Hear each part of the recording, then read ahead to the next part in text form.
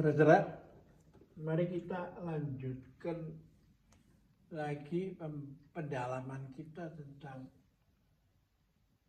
ajaran Lao Tzu, bahwa setiap hari satu langkah meskipun perjalanan masih ribuan li. Nah, ternyata Lao Tzu ini punya guru suhu yang sudah lanjut usianya toh. Dan dia rasa wah udah gak akan lama lagi nih guru ada, pasti dalam waktu itu akan meninggal toh. Nah, Lao Tzu datang kepada gurunya, guru, ajaran terakhir apa yang akan guru berikan pada saya? Lalu guru itu mengatakan begini, saya pasti akan ajarkan pada kamu meskipun tidak kamu minta itu. Nah, ini sebenarnya memberikan makna yang sangat dalam itu. Kalau sudah bertekad perjalanan ribuan li, dimulai dengan langkah pertama atau setiap hari satu langkah meskipun perjalanan masih ribuan li, ini sudah memilih jalan ini,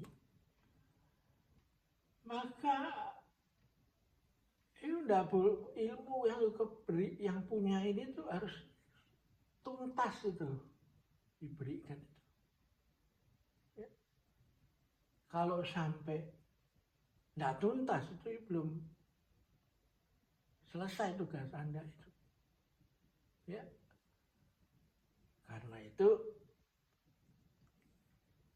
tidak pernah ada, biasanya ada yang mengatakan ilmu silat tuh gurunya punya 10, turun ke muridnya menjadi 9 karena harus ada satu jurus yang dipakai untuk kalau muridnya jelek lalu dia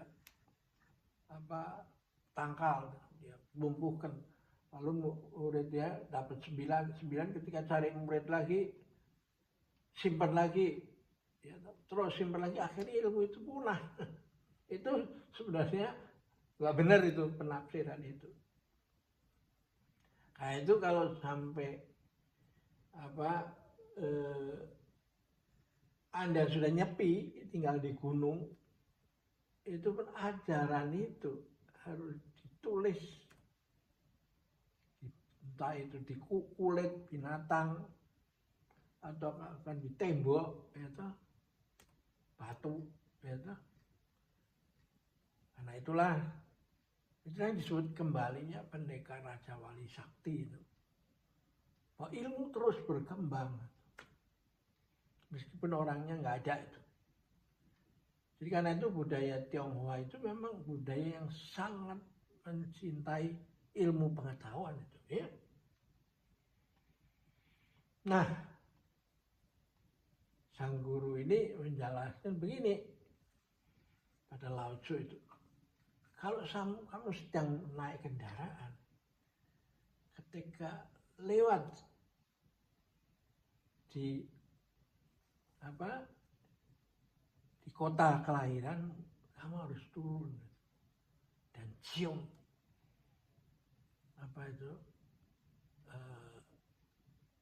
bumi di mana kamu dilahirkan, ya. Nah, ketika kamu melihat ada pohon yang tinggi, ya,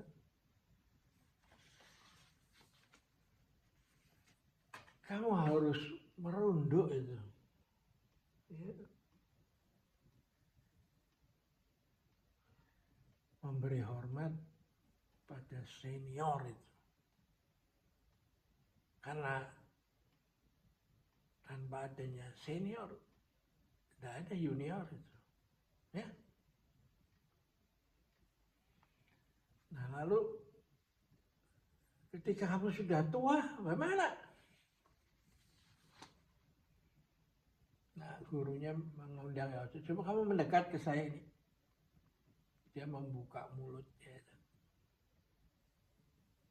dan menunjukkan bahwa di giginya sudah ompong itu. ya. Lalu dia menjulurkan lidahnya, masih bisa bergerak normal itu. Nah, dia mengajarkan apa kamu maksud itu. Nah, lalu karena dia cerdas, lalu dia menangkap sehingga itu dimasukkan di dalam Tao Te Ching itu. Apa yang hard and stiff, apa yang kaku dan keras, seperti gigi itu akan rontok gitu pelan-pelan. What is soft and flexible, apa yang lembut dan lunak dan fleksibel di lidah ini akan terus bisa berlangsung itu, ya kan? Jadi dia mengambil dari ajaran kuno buku ini, ya. Dia mengatakan waktu dilahirkan semua itu baru dilahirkan lemah, lembut dan lentur itu. Ketika semakin tua dia menjadi getas dan kering gitu, mudah patah gitu. Karena itu kalau kamu sudah tidak bisa menjaga tubuh dan pikiranmu selalu menjadi terus tumbuh, nah ini cocok dengan neuroplastisitas, ya?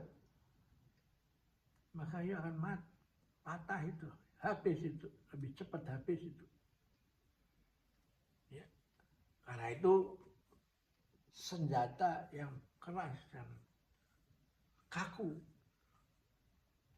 itu akan patah itu. Sedangkan yang lembut dan lentur akan bisa eksis itu. Karena itu golok itu berbeda dengan pedang kan, ya, pedang lalu berbeda dengan kedutan itu kan, ranting, ya kan. Jadi konsep minimalis itu sudah ada di dalam pemikiran kearifan kuno ini, ya kan. Nah, ini kan Anda itu yang dilatih di Tai Chi itu bukan keterampilan teknis, napas keluar, napas masuk, putar angkat tangannya, bukan. Itu bentuknya dalam bentuk begitu, tapi yang dilatih adalah ilmu tentang menjaga bagaimana supaya tubuh dan pikiran Anda lembut dan lentur itu. Ya. Itulah cara menjaga, memberi makna pada kehidupan yang terus berubah ini. Terus berubah, ya. Kita akhirin dulu di sini dan sampai jumpa lagi.